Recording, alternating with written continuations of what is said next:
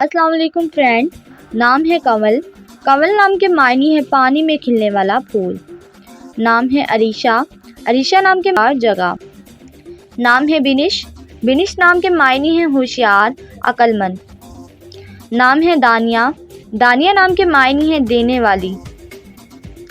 नाम है नगीना। नगीना नाम के मायने है एक कीमती पत्थर। नाम है हजीका। हजीका नाम के मायने है चुस्त और तंदुरुस्त। नाम है समीता। समीता नाम के मायने है सच्चे मोतियों की माला। नाम है नौशीन। नौशीन नाम के मायने है खुश जायका। नाम है अनुशे।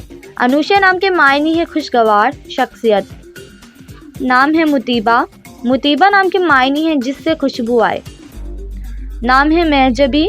महजबी नाम के मायने है रोशन माता, पेशानी। नाम है कोमल। कोमल नाम के मायने है नर्मो नाजुक लड़की। नाम है परिगुल।